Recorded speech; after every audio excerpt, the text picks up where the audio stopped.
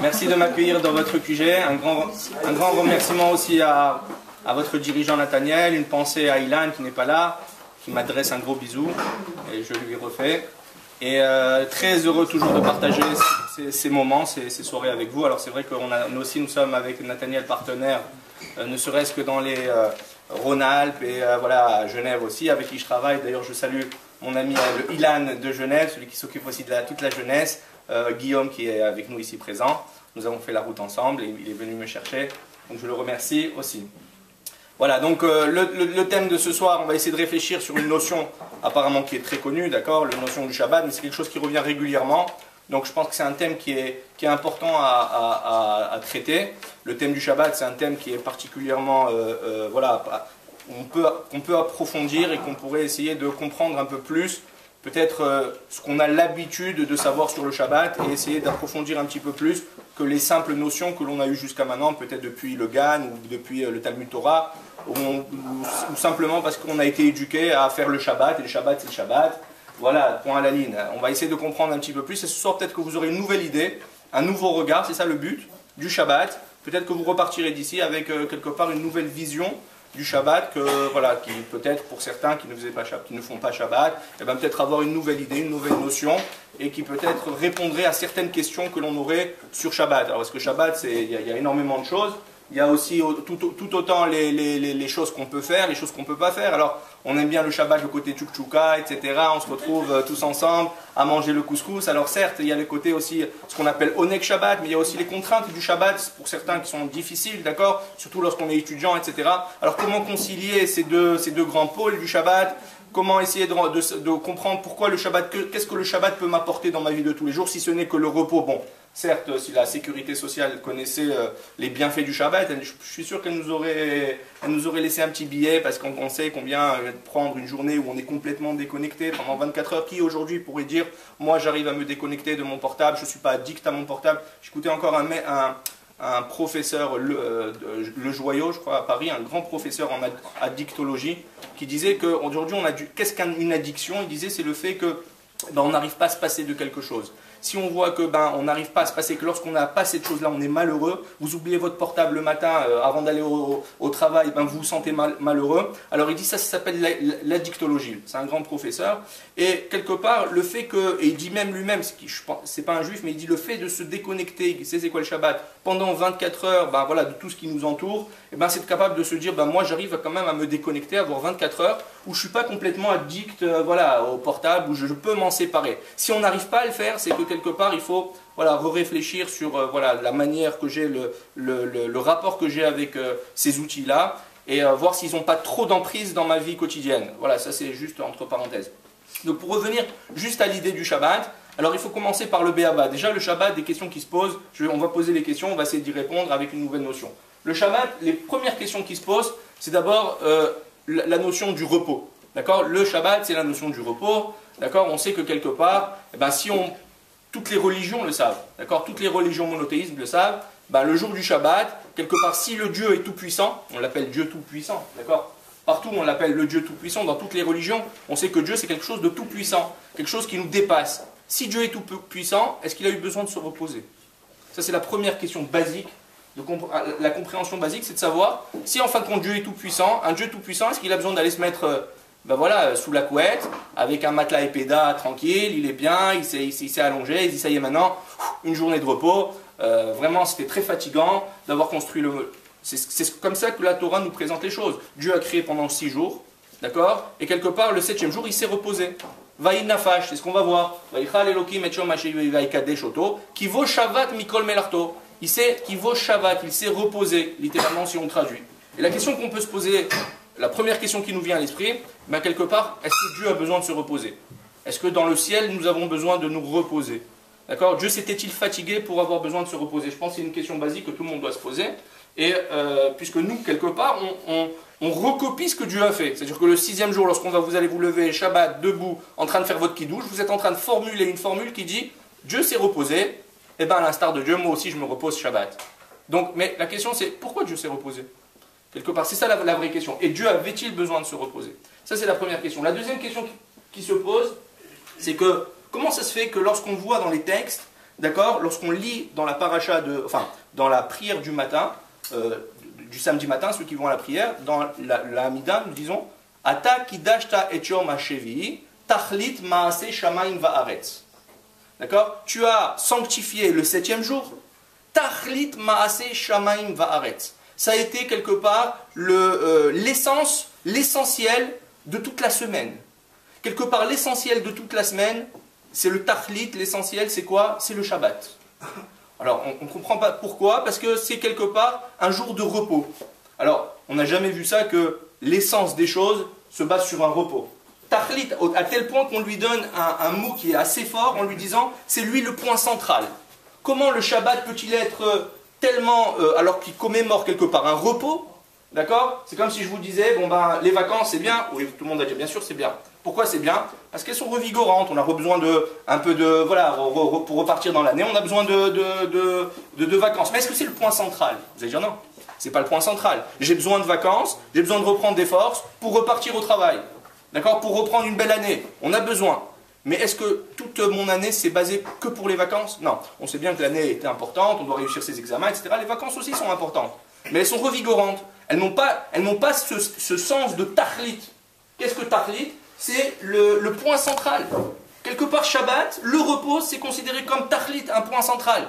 Et encore une fois, revient la question, quel est le point central? Où est-ce qu'il y a ici un point central? Puisque c'est quelque part une commémoration d'un repos. Et le repos, c'est sympa, mais ce n'est pas un point central. Donc ça, c'est la deuxième question, à comprendre pourquoi dans la prière du samedi matin, on met le point. Comme quoi, le Shabbat serait quelque part le point central de toute la semaine, à tel point qu'il commémore, on va dire, l'apothéose de la semaine, alors que on commémore un repos. Plus que cela, j'aimerais même vous dire comment ça se fait qu'on commémore cette journée par un repos. Si c'est la fête du travail, imaginez-vous, on est le 8 mai 45, on doit fêter bon, bah, les Alliés qui ont remporté la victoire sur l'Allemagne nazie. Eh bien, on va décider de marquer cette alliance, marquer cette victoire par un jour exceptionnel. Alors vous allez dire, qu'est-ce qu'on va choisir comme activité pour cette journée qui marque la victoire? D'accord? Alors peut-être aller faire un paintball, peut-être se rappeler, je sais pas moi. D'accord? Aller faire quelque chose qui marque la victoire. D'accord? Comme chez nous, Pourim. Or, qu'est-ce qu'on te dit? Tu veux faire la victoire des Alliés? Tu vas faire la sieste. Ça serait aberrant de dire ça, d'aller faire la sieste. Ce serait ce jour-là qui marquerait la fête du travail, la fête de la victoire.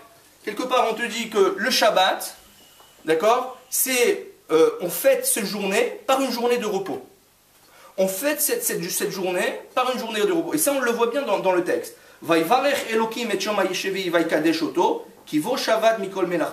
Dieu a sanctifié le 7e jour. Pourquoi? Pas parce que c'était le plus beau jour où il a créé les plus belles choses qui puissent exister dans le monde. Peut-être qu'il a créé le Gan Eden, allez savoir, des choses qu'on ne s'imagine même pas. On aurait dû dire ça. Il a sanctifié le 7e jour parce que ce jour-là, il a créé tout ce qui est dans votre imagination, l'imagination de Hollywood. Et bien ce jour-là, il l'a créé. Non. C'est marqué pourquoi? Qui vaut Shavat Mikol Melarto. Pourquoi il a sanctifié ce 7e jour? Parce que c'est le jour de la sieste. C'est le jour du repos. Ça, on a tout compris. D'accord? On peut se lever, aller faire la sieste. On a compris que la sieste était, enfin le repos, entre guillemets, était tellement important. Alors je sais que la sieste de Shabbat, c'est important. D'accord? Pour ceux qui sont addicts à la sieste de Shabbat après la Dafina, parce qu'après la Dafina, on tombe tous comme des mouches. D'accord? On a besoin d'une petite sieste pour ceux qui mangent la Dafina. D'accord? En tout cas, certes, la sieste de Shabbat est importante, mais elle n'est quand même pas... Donc comment marquer qu'est-ce que ce repos? Ce repos qui est mentionné ici. Alors regardez bien, je vais vous donner un secret qui est marqué ici. Et vous allez voir, vous allez avoir la chair de poule. Parce que si je ne l'avais pas trouvé, enfin si nos sages ne nous l'avaient pas dit, on n'aurait jamais pensé à ça. Quelle est cette fameuse phrase? Qu'a fait Dieu le 7e jour? Alors regardez, il y a une contradiction. C'est le Kiddush, vous connaissez cette phrase, j'ai pas besoin je vais vous la lire, vous la connaissez. Vayichal Elokim bayom hashevi melachto asher asa. Donc vous faites le Kiddush, vayichulu hasharim ve'aretz zechol tzima'am. Vayichal Elokim bayom. Vayichal Elokim bayom hashevi. Dieu, il a arrêté, il a terminé bayom hashevi, le 7e jour, melachto asher asa. Alors là, bayom hashevi melachto. Il a terminé dimanche ou samedi. C'est comme si je vous disais, il a terminé samedi son travail. Vaishbot bayom, il s'est reposé samedi. Mikol Melarto de tout ce qu'il a fait. Une contradiction entre le début et la fin du verset. Tu me dis, Dieu s'est reposé, Dieu a terminé son travail samedi et il s'est reposé le samedi. Alors il a terminé son travail ou il s'est reposé? Comment est-ce possible? Vous comprenez la question ou pas? Dans le même verset, on trouve une contradiction. D'un côté, on nous dit que le Shabbat, c'est le Dieu a terminé son Shabbat. Comme si arrive le 7e jour, samedi. Bon, bah j'ai terminé samedi. À quelle heure? Midi, 1 heure? J'ai terminé samedi. Et d'un autre côté, on nous dit quoi? Vaishbot Bayom Hashi, il s'est reposé. Alors, il faut comprendre, c'est une notion de repos aussi, il a créé le Shabbat. Deux réponses dans notre grand-père médiéval des commentateurs, Rashi. Rashi, si on ne peut pas commencer à travailler le texte, si on ne travaille pas Rashi à côté. Et Rashi nous dit quelque chose d'incroyable. Alors, je ne sais pas si... Voilà. Il dit quelque chose d'incroyable. Première réponse, Rashi donne au nom de Rabbi Shimon Omer. D'accord? Il dit, c'est vrai que nous, les êtres humains, on ne peut pas découper le temps de façon chirurgicale. C'est très difficile pour nous. C'est-à-dire, si tu dis que tu as travaillé samedi, pour nous, ben, ça veut dire que tu as commencé la journée de samedi, tu as travaillé. Par contre, Dieu, il peut s'arrêter exactement vendredi, à l'heure pile. C'est encore vendredi, c'est pas samedi. C'est samedi, c'est vendredi, c'est quelque part, c'est la seconde qui va être entre vendredi et samedi. Ça s'appelle Bayom Hashvi. C'est-à-dire, en fait, il s'est arrêté, il s'est reposé le 7e jour. Mais il appelait ça Bayom Hashvi parce que c'est cette limite chirurgicale qui est entre le vendredi et le samedi. Donc, c'est la première réponse. Mais ce n'est pas celle qui va nous intéresser. On ne va pas délimiter le temps de façon chirurgicale. La deuxième, c'est celle qui m'a donné la chair de poule. Je vais la partager avec vous. On va essayer de comprendre peut-être ce soir quelque chose de nouveau. D'accord? Donc, première réponse, Rashi, c'est pour ça que nous, Shabbat, on le reçoit 20 minutes avant la Shkia. 20 minutes déjà avant le coucher du soleil, on s'arrête et on allume les nérotes. Pourtant, ce n'est pas encore le coucher du soleil. Pourquoi? Parce que cette période entre le coucher du soleil et la sortie des étoiles, elle est considérée comme une période de doute. Safek. On ne sait pas si c'est jour ou si c'est nuit. Et on a une mitzvah Shabbat de rajouter un petit peu de chol à la Kodesh. Donc on fait rentrer un petit peu de vendredi dans le samedi. Comment c'est passé? On rajoute un petit peu du vendredi, alors que c'est encore chol, et on le rend saint ce jour-là. 20 minutes avant, déjà, on allume les nérotes. En Israël, si vous êtes là-bas Shabbat, à Jérusalem, vous aurez l'occasion d'écouter la sirène, d'accord? Même 40 minutes avant, et une deuxième sirène 20 minutes avant, pour vous dire, attention, c'est l'allumage des nérotes. On a ce privilège d'avoir des sirènes, d'accord, en Israël. Deuxième réponse de Rashi. Sur cette réponse, j'aimerais m'arrêter avec vous. Deuxième réponse de Rashi, regardez ce qu'il dit. Davar acher, mahaya olam chaser, Dieu a créé le monde en 6 jours, le monde est parfait, vous êtes d'accord, tout est bon, tout est beau, tout est bien conçu, tout est magnifique. Quand vous allez dans les Alpes, il n'y a pas besoin d'aller très loin, dans les Alpes, vous voyez que tout est beau, tout est bien réfléchi, la faune et la flore, tout va bien, le système animal, tout est bien, le système végétal, tout marche bien, bravo.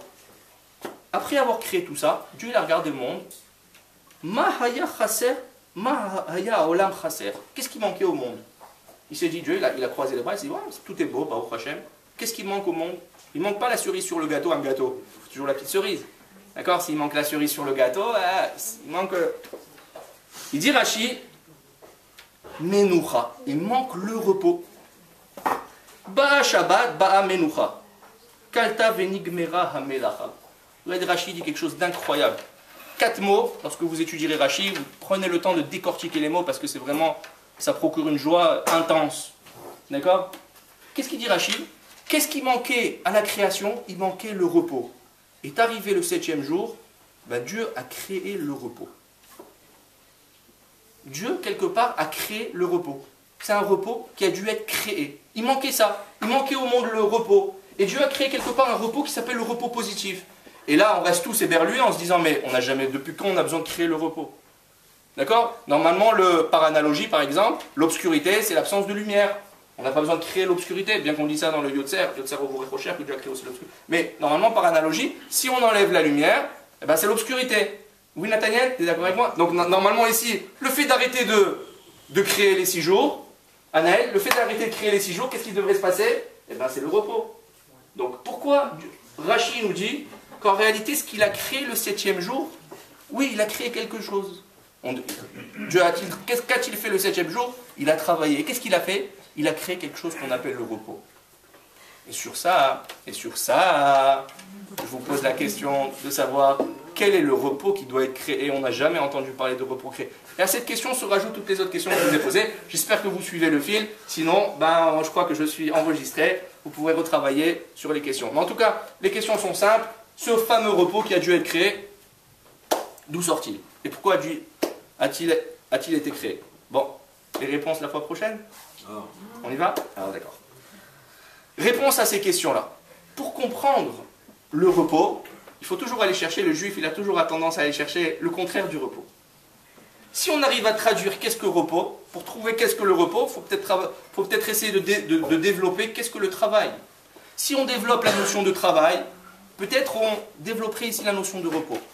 Alors, pour nous, le travail, chers amis, c'est ce qui se travaille, notion de vacances, notion de relaxation, d'accord? C'est la notion de travail ici, c'est une notion qui est développée chez nous, comment? Par le fait qu'on produit quelque chose, on produit des efforts. Pour nous, on a besoin de produire des efforts. Par exemple, imaginez-vous que Shabbat, on se met à deux, moi et Nathaniel, on vous prépare toute la salle. Parce qu'on a un Shabbat plein. Alors on a décidé avec Nathaniel de vous préparer ici tout le Shabbat plein. Et à tous les deux, avant que vous arriviez, eh ben on décide de soulever toutes les tables, de les ramener toutes les chaises qui sont à l'extérieur, de poser la table, d'aller faire les allers-retours pour poser le vin, pour poser les salades, etc. Moi je suis très fatigué à la fin. Nathaniel aussi, d'accord? On sera fatigués tous les deux. J'espère que vous remarquerez qu'on s'est fatigué pour vous. Mais quelque part, je me dis, mais attends, c'est Shabbat. Pourquoi je me fatigue à emmener les chaises et les tables? J'aurais dû le faire avant. Pourquoi m'ont-ils permis de... Je suis quelque part fatigué.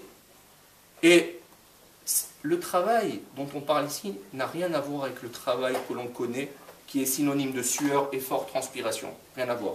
Le mot qui a été utilisé pour employer le mot travail ici, Vayichal Elohim, Dieu a terminé, Melarto Asher Asa.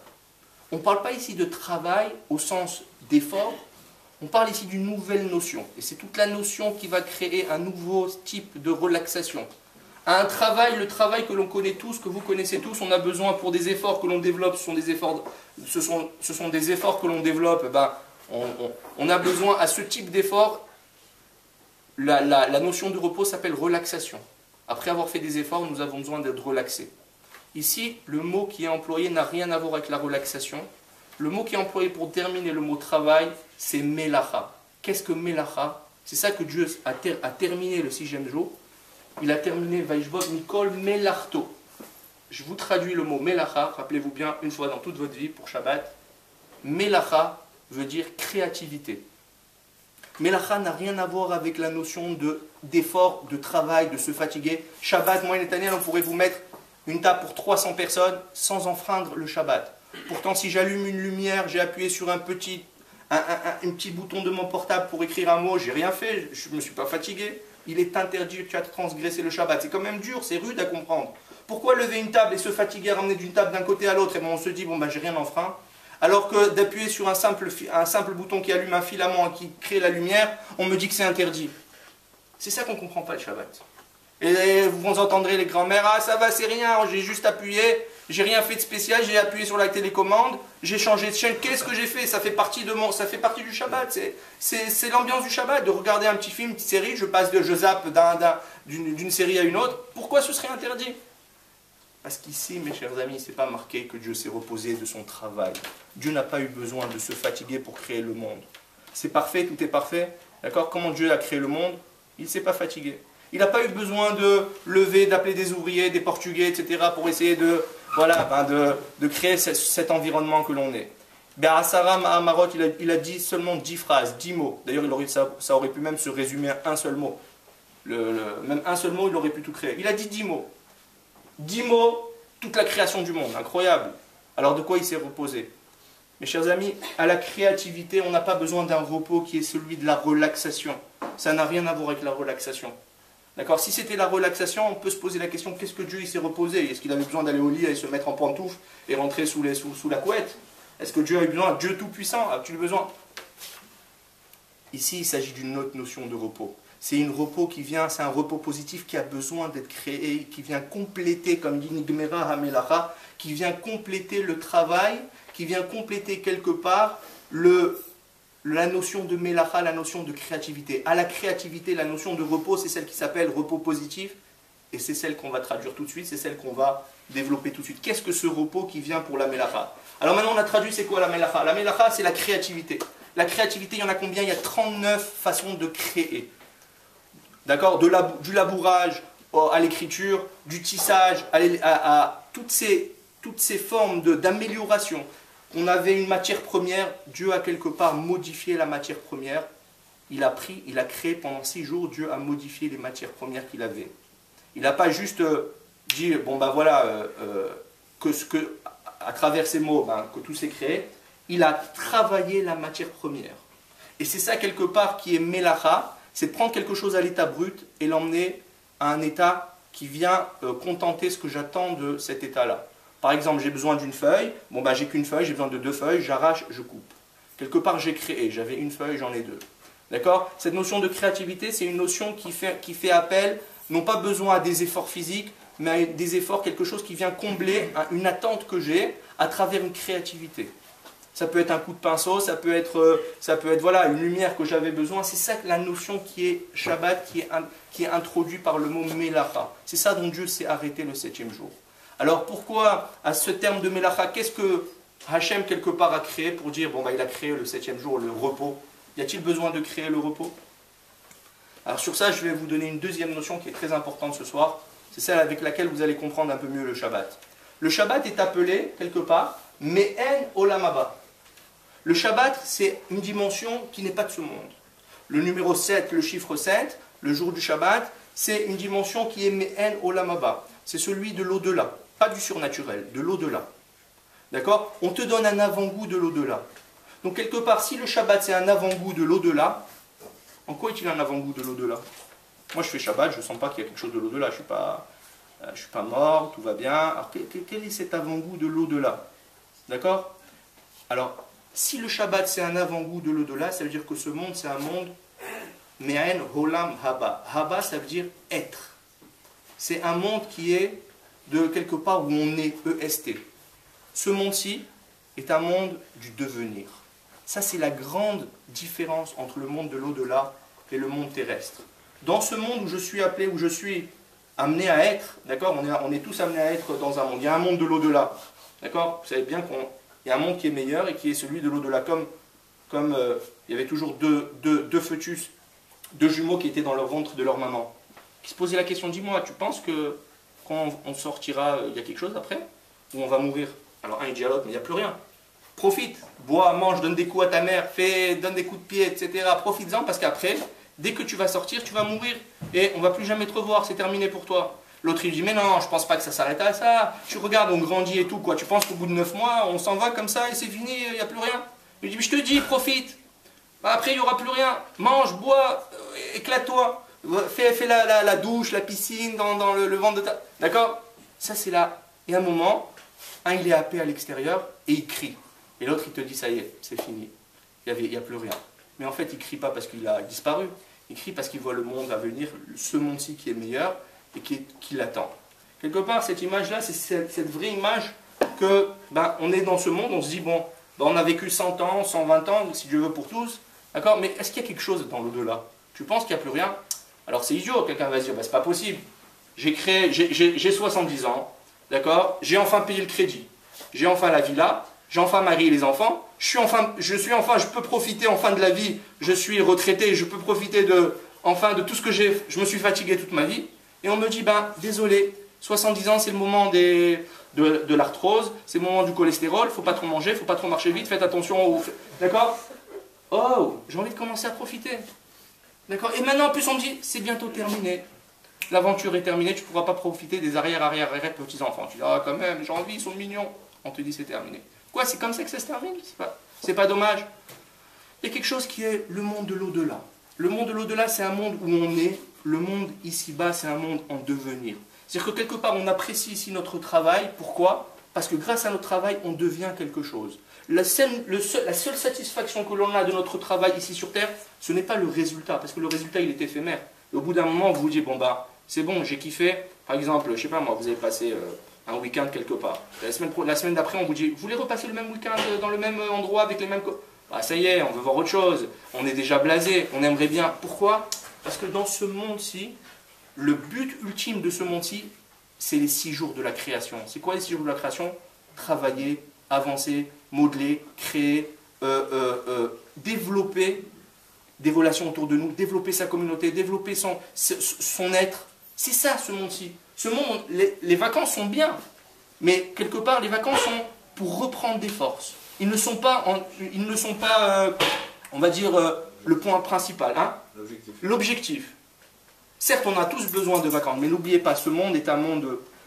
Le monde de l'au-delà, c'est un monde de l'être. J'arrive là-bas, et en fin de compte, je profite de ce que j'ai fait, de ce que j'ai réalisé, de toutes les connaissances que j'ai connues. Mais vous dites, mais attends, ça ne va pas être ennuyant, passer toute ma vie dans l'au-delà en train de regarder ce que j'ai fait. Imaginez-vous Lionel Messi, il a marqué 20 buts, et il s'arrête et il se dit, maintenant je vais regarder, je vais passer le reste de mon temps, de 21 ans jusqu'à 30 ans, je vais regarder mes buts sans arrêt, je les regarde. Est-ce que vous pensez qu'il le fait? Non, c'est stupide. Parce qu'il se dit, au lieu de regarder mes buts, j'ai pas le temps de profiter de... Je dois produire, je peux continuer encore à produire. Alors tu te dis, mais en haut, qu'est-ce que tu vas faire? Ça, c'est la bonne question. Le problème, c'est que dans le monde de l'au-delà, écoutez bien ce que je vais vous dire, dans le monde de l'au-delà, on change de lunettes. On passe avec des lunettes où quelque part on jouit, quelque part dans le monde de l'au-delà, on jouit de ce qu'on a fait dans ce monde-ci. Et heureusement que les choses sont comme ça. Imaginez-vous, dans ce monde-ci, on devrait profiter de ce qu'on a fait. Alors, on passerait notre temps à faire quelque chose et se dire, bon, je m'assois, j'ai eu ma thèse, waouh, c'est super. Combien de temps tu vas fêter que tu as eu ta thèse? Non, tu es déjà obligé, pour que ça ne soit pas ennuyant, de passer à autre chose. Et quelque part, ça peut être déprimant. Ça peut être déprimant de toujours devoir passer à autre chose. Alors, Dieu, à quelque part, nous a donné, écoutez bien ce que je vais vous dire, Dieu nous a donné le Shabbat, quelque part, pour introduire on va dire une situation qui serait post-ennui, pour pouvoir apprécier les choses que vous avez fait durant la semaine. C'est ça le monde du Shabbat, mais en olam haba. C'est s'arrêter, le Shabbat, on change de lunettes et on apprécie les choses telles qu'elles sont. Et ça a dû être créé. Ce repos que je suis en train de vous parler, ce repos positif, a dû être créé par Dieu et qu'il n'existait pas. Pourquoi? Parce que c'est quoi là? Je vous ai dit que la melacha, c'est la créativité. Alors quel serait quelle serait la faille de la créativité? Vous savez c'est quoi la faille de la créativité? C'est de ne jamais s'arrêter.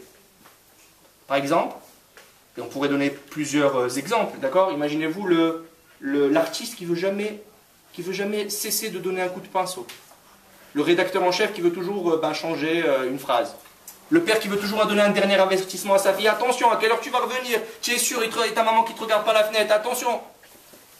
Quelque part, la problématique, ce serait de ne jamais s'arrêter. Et ça produit l'autodestruction. Créativité, créativité, créativité, autodestruction. Pourquoi? Parce qu'à un moment, il faut se dire stop. Lorsque je suis capable d'arrêter, et je suis capable d'apprécier les choses telles qu'elles sont, c'est dur, c'est difficile de s'arrêter. C'est difficile de se dire stop. Je m'arrête et maintenant je contemple quelque part ce que j'ai fait. Et bien ça a été le domaine du Shabbat. Le domaine du Shabbat qui a dû être créé, c'est que Dieu au bout de 6 jours, il s'est dit, je m'arrête. Je m'arrête de créer et quelque part je transmets cette création à mon peuple. C'est à lui de continuer maintenant à relayer, à reprendre le flambeau et de continuer à créer. Mais savoir s'arrêter aussi. Savoir Shabbat s'arrêter à l'image de Dieu. C'est quoi l'image de Dieu? Ce repos qu'il a dû créer, qui est le centre, Tachlit Maaseh Shamayim, qui est quelque part comment on a appelé ça, le point essentiel, c'est le Shabbat. Pourquoi c'est le point essentiel? C'est du domaine, on te donne un avant-goût de l'au-delà. Où tu vas t'ennuyer, tu vas dire, mais je m'ennuie dans l'au-delà, qu'est-ce que je vais faire? Je vais regarder les pingouins et ça y est, wow, dans l'au-delà, tu vas apprécier toute ta vie ce que tu auras fait dans ce monde-ci. C'est pour ça que tu as intérêt à te dépêcher, à faire plein de choses dans ce monde. Comme ça, lorsque tu arrives dans l'au-delà, tu ouvres ta valise, tu te dis, mais qu'est-ce que j'ai fait dans ma vie? J'aimerais contempler. Pas grand-chose. J'ai profité que de moi, j'étais égoïste, j'ai rien fait, d'accord? J'ai vu que moi. On va dire, mais quelles sont les relations que tu as développées? Pour qui tu t'es donné? Pour qui t'as fait évoluer? Parce que maintenant, tu vas apprécier ce que tu as fait. Mais si tu n'as rien dans ta valise, tu ouvres et tu vois la valise du copain, mais celui-là, c'est celui qu'on appelait c'était le rejeté de la bande, lui. On se moquait de lui, regarde, sa valise, elle est pleine, moi, ma valise, elle est vide. Parce qu'on est dans un autre système dans l'au-delà. On va changer de lunettes. Tu veux avoir un avant-goût dans l'au-delà? Shabbat, c'est un avant-goût. Tu changes, tu apprécies les choses telles qu'elles sont. Ni on est là à faire des critiques pendant Shabbat, ni le mari critique sa femme, parce qu'on aimerait encore changer des choses. Shabbat, on aimerait se dire, t'aurais pu mettre un peu plus de maquillage, t'aurais pu mettre ça, et toi t'aurais pu d'accord? Et on aimerait changer, et on apprécie les choses telles qu'elles sont. Ça c'est le Shabbat. Ça c'est la notion d'un repos qui est un repos de créativité. Mes chers amis, ça n'a rien à voir avec le repos de ceux. On pourrait lever, rappelez-vous, on pourrait lever cette table toute la journée Shabbat, la déplacer, on n'a pas transgressé Shabbat. J'allume une lumière, pourtant j'ai rien fait, je ne me suis pas fatigué. J'ai créé. Cette créativité, oui, vas-y. J'ai une question. Oui. Comment vous justifiez la créativité sur le fait de porter? Ouais, c'est la seule qu'on ne peut pas justifier. Très bonne question. À part porter qui fait partie. Elle s'appelle Melacha Groua. C'est Tosfot qui pose cette question. Hein? Le premier dab de Tosfot dans la Gemara, il pose ta question. Bravo, tu as été... Hein? Oui, d'autre ça, parce que je change rien. Quelque part, il demande, il dit porter, que j'ai la pierre ici ou la transporter à l'extérieur. Oui, il ne rentre pas dans la catégorie des 39 Melachot interdits, mais il est aussi interdit. C'est juste, parce que c'était affilié au travail du Mishkan. Mais moi, je parle vraiment des 39 qui sont celles de remodeler le monde. Donc, mes chers amis, voilà, je pense que vous avez compris quelque part la nouvelle notion du Shabbat. Et si vous arrivez maintenant à vous projeter au-delà, et bien quelque part vous faites descendre le Shabbat, on te donne un avant-goût, tu fais descendre un petit peu de l'au-delà dans ce monde-ci. Quoi de plus beau de faire descendre un petit peu de l'au-delà dans ce monde-ci. Pour terminer, j'aimerais vous raconter une histoire, juste avant que Alex y mette la musique, d'accord? Qui nous envoie un peu. J'aimerais vous raconter une petite histoire pour vous permettre de comprendre que le Shabbat n'a pas été donné à tout le monde. Vous avez vu là, Trump qui est arrivé en Israël? On lui a déroulé le tapis rouge, il est arrivé à avoir les pétales, on a tout préparé, ça fait 3 jours qu'Israël est en effervescence, on dirait qu'ils n'ont jamais reçu un président de leur vie. Pourquoi? Parce qu'ils savent qu'il y avait des intérêts derrière. Il y a des intérêts qui sont derrière, peut-être des intérêts stratégiques, des intérêts politiques, des intérêts financiers qui sont derrière. Ils ont fait le maximum qu'ils ont pu faire. D'accord? Tout Israël était ferriérisé, en 2 mois, d'accord? Et on a accueilli Trump avec le tapis rouge, et on lui a bien montré que, on lui a bien fait ressentir qu'on lui a adressé tous les honneurs possibles et imaginables. Eh bien, mes chers amis, le Shabbat, pour nous le donner, Dieu, à la différence des 613 autres mitzvot, il a dû dérouler le tapis rouge. C'est-à-dire, il a appelé Moshe, il lui a dit viens, j'ai quelque chose à te dire. Et qu'est-ce que tu vas me dire? Faut que tu adresses, je veux que tu enseignes quelque chose au Bnei Israël qui est très important. Quelque chose qui m'est particulièrement important. Quelque chose qui se trouve dans regardez, vous voyez là, on est dans le ciel, il y a une boîte qui est comme ça, et on dit c'est le trésor de Dieu. Qu'est-ce qu'il y a dans les trésors de Dieu? Bevet Gnazai, dans mes trésors. Alors il ouvre, il n'y a ni or, ni argent, ni diamant. Non, ça c'est rien ça, c'est dans le monde. D'accord? J'ai quelque chose, il dit à Moshe, comme ça dit le Midrash, il dit à Moshe, voilà, j'ai quelque chose, c'est une matana, c'est un cadeau, je t'ai déroulé le tapis rouge, je t'ai ouvert mes trésors, ça s'appelle le Shabbat. Le Shabbat, c'est une dimension exceptionnelle. Je veux que tu ailles introduire au peuple juif que ce trésor-là qui s'appelle Shabbat, il vient de mes trésors en moi. D'accord? Quelle est cette formulation? Quelle est cette formulation? Qu'est-ce qu'il a voulu dire Dieu par là? C'est bien. On raconte qu'une fois un homme qui était très mendiant, qui était très pauvre, a toqué chez une personne, chez le rabbin de la ville. Il voulait manger. Sa femme, elle ouvre, elle lui dit, voilà, vous n'avez pas quelque chose à me donner à manger, vous n'avez pas une pièce à me donner? Il dit, non, j'ai rien à vous donner, vraiment, mon mari n'est pas encore là, j'ai rien à la maison. Mais attendez, bougez pas. Elle va, elle cherche dans sa boîte à bijoux, elle trouve la bague, une bague, d'accord? Une bague que son mari lui a offert, elle l'enlève, elle dit, super, elle le donne au mendiant, elle lui dit, tiens, regarde la bague, tiens, prends-la et va t'acheter à manger. Bon, il s'en va, le mari revient 5 minutes après, il voit, il dit, chérie, qu'est-ce qui se passe? Boîte à bijoux ouverte. D'accord, je vois que, qu'est-ce que tu as fait? Tu as une commémoration de nos anciens souvenirs. Il dit, non, la bague là, tu te rappelles que tu m'as offert, je l'ai donnée, il y a un mendiant, il n'y avait pas quoi lui donner. Je lui ai donné la bague que tu m'avais offert. Ça va la tête? Mais tu sais ce qu'il y avait comme diamant dessus? Mais je crois que tu t'en rends pas compte. Ma grand-mère, mon arrière-grand-mère, tout le monde a travaillé pour t'acheter ce... Attends, bouge pas. Il regarde par la fenêtre, le miskin, l'autre, il a du mal à se déplacer, il n'avait pas mangé. Il avance doucement, il est encore au bout de la rue. Il met vite sa veste, il descend en courant. L'autre, il voit que le rabbin il est en train de lui courir derrière, il se met à courir. Il dit ça, il va me reprendre la bague, il se met à courir. Et le rabbin qui lui court derrière. Bon, marathon pendant 250 mètres. L'autre, il est crevé à la fin. Il n'en peut plus, parce qu'il n'a pas mangé de la journée. Alors il s'arrête. Et là, il se retourne. Et là, le rabbin lui dit, ah, ça y est, je t'ai rattrapé. Il dit, sache, je ne suis pas venu te récupérer la bague que ma femme t'a donnée. Je suis venu juste te prévenir d'une chose. Tu vois la bague que ma femme t'a donnée, tu vois le diamant? Tu vois, c'est pas un simple diamant de chez Swarovski, d'accord? D'accord, qui coûte 100 €. C'est 2 carats et demi, d'accord? Donc quand tu vas, je te préviens juste parce que quand la faim va te tenailler, tu vois? Tu vas commencer à avoir faim et tu vas sentir que tu as besoin d'un sandwich.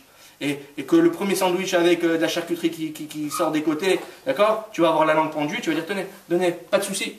Ne la troque pas pour n'importe quoi. Ne la troque pas pour une simple faim. comment on dirait ça, profites-en à sa vraie valeur. D'accord? Quelque part, mes chers amis, c'est exactement, voilà avec quoi je terminerai. Quand Dieu dit à Moshe, oh, je vais vous donner quelque chose, ça vient de mes trésors. Qu'est-ce qu'il lui a introduit par là? Ne troquez pas, mes chers amis, votre Shabbat contre le premier venu. C'est quelque chose qui vient des trésors de Dieu. Donc lorsqu'on te dit ça, on te dit, toi pour une petite caprice de portable, l'autre pour un petit caprice de etc. On va troquer notre Shabbat pour quelque part contre... voilà, c'est quelque chose qui est surdimensionnel le Shabbat. Ne le troquez pas pour une simple bouchée de pain. C'est ça ce qu'il lui dit. C'est pour ça qu'il a eu besoin de lui dérouler le tapis rouge et lui faire toute cette introduction, mes chers amis. Rappelez-vous bien avec cette... Une fois, j'avais donné un cours comme ça. Il y a un monsieur, il m'avait dit, il m'a dit, grâce à vous, j'ai fait Shabbat. Il m'a dit, vous avez dit une phrase, ça m'avait fait... J'ai dit, mais qu'est-ce que j'ai pu dire pour que ça... J'avais pas parlé de ce... J'avais peut-être dit à l'intérieur d'un cours, il m'a dit, vous avez dit une phrase qui m'a fait réfléchir. C'était quelqu'un qui était marié, etc., avec beaucoup d'enfants. Et il m'a dit, grâce à vous, ça y est, je fais Shabbat. Il m'a dit, vous m'avez dit une chose. Pour être chômeur Shabbat, on a l'impression soit tu es chômeur Shabbat, soit tu n'es pas chômeur Shabbat. Soit tu fais tout Shabbat, soit tu fais rien. Et vous avez dit dans une de vos phrases que c'est vrai. Des fois on rentre, on peut être chômeur Shabbat quelque part sur un moment précis. Je rentre chez moi à la maison, d'accord, je vais aux toilettes. J'ai besoin de la lumière tout de suite ou je peux attendre dans 5 minutes? Bon ben, pour ceux qui ne sont pas chômeurs Shabbat, je parle. Bon ben, j'ai pas besoin tout de suite, je peux attendre dans 5 minutes. Ou bien j'ai besoin de regarder mes mails tout de suite, je pourrais les regarder à 17h, je les regarde tous d'un coup. Ça m'évitera de les regarder toutes les secondes et donc appuyer tout le temps dessus. Je lui ai dit quelque part, vous êtes chômeur Shabbat. À ce moment-là, vous êtes chômeur Shabbat. Il m'a dit, ben, j'ai fait ça. Chaque chose que je voulais faire, je me suis dit, dans 5 minutes, ça va, j'ai pas besoin tout de suite. Le mail, je pourrais le regarder à 17h. Et ça, je pourrais le faire plus tard. Et ben, je suis devenu chômeur Shabbat. J'ai vu que rien ne m'était, en fin de compte, si important que ça que c'était même pas possible de repousser. Voilà, mes chers amis, la notion du Shabbat. En vous souhaitant, c'est un peu tôt de vous le dire, mais Shabbat Shalom.